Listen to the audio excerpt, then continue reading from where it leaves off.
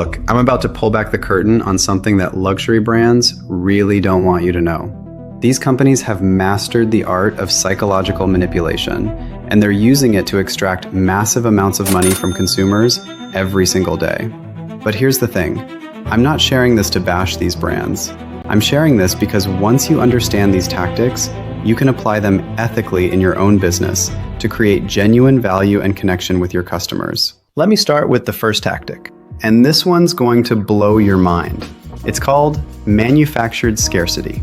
Now, you've probably heard of supply and demand, right? Well, luxury brands have figured out how to manipulate the supply side of that equation artificially. Take Hermes, for example. They'll tell you there's a 2-year waiting list for their Birkin bags. They'll make you jump through hoops, buy other products first, and basically beg for the privilege of spending $50,000 to $70,000 on a handbag. But here's the kicker. They actually have these bags sitting in their warehouses right now. They're creating artificial scarcity to drive up demand and make their products seem more exclusive than they actually are. The second tactic is something called information asymmetry, and this one's particularly sneaky. Luxury brands control the entire buying dynamic by withholding key information from you. Walk into a Prada store and you'll notice something interesting. There are no price tags. There are no clear product names or descriptions. You have to ask a sales associate for every single detail. This isn't an oversight, it's completely intentional. By withholding information, they create an air of mystery and exclusivity. It makes you work for the information, which psychologically makes you value it more. Plus, it puts the sales associate in a position of power, where they can guide the conversation and influence your purchasing decision. Now let's talk about tribe triggering, because this one taps into something really fundamental about human nature.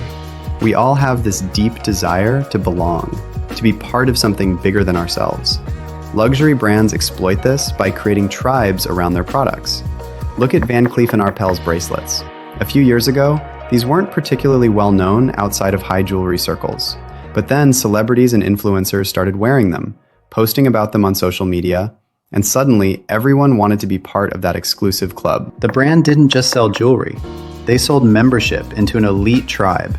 And once you're part of that tribe, you'll defend your purchase decision and encourage others to join, essentially becoming an unpaid brand ambassador. The fourth tactic is authority manipulation, and it's probably the most obvious once you start looking for it. Luxury brands understand that we're psychologically programmed to follow authority figures, so they associate their products with celebrities, athletes, royalty, anyone who has social authority or influence. When you see your favorite celebrity carrying a particular handbag or wearing a specific watch, your brain automatically assigns higher value to that product. It's not just about the product itself anymore. It's about what carrying that product says about you and your status in society. Here's where it gets really interesting. The fifth tactic is called perception hacking, and it's all about creating a sensory experience that tricks your brain into perceiving higher value. Rolls-Royce is a master at this. Did you know that many Rolls-Royce models share components with BMW? Same parent company, similar engineering. But when you sit in a Rolls-Royce, everything feels different.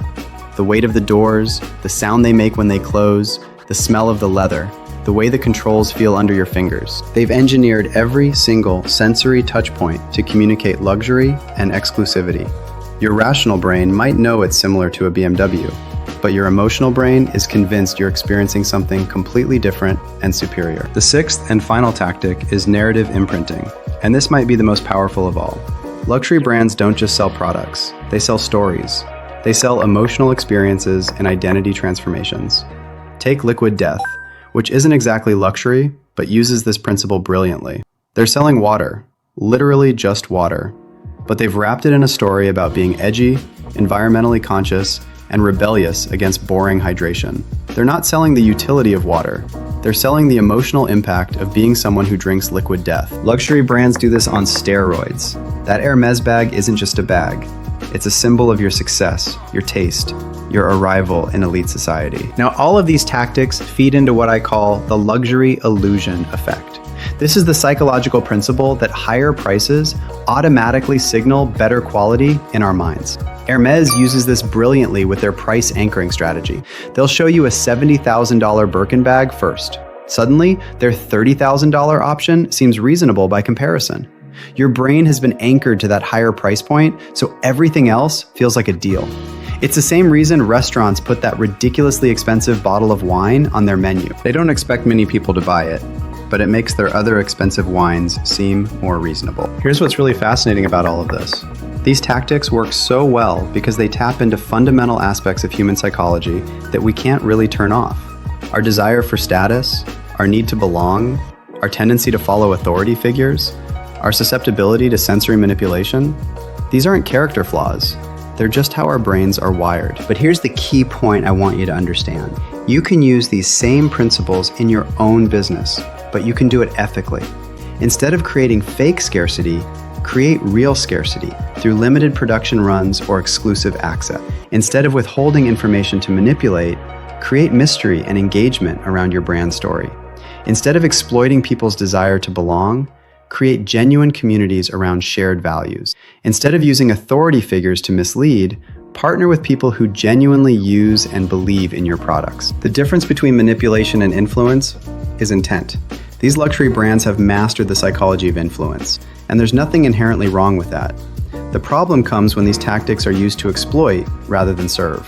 When you understand these principles, you can apply them in ways that create real value for your customers while building a successful business. So the next time you're tempted by that luxury purchase, ask yourself, am I buying this because I genuinely value what it offers?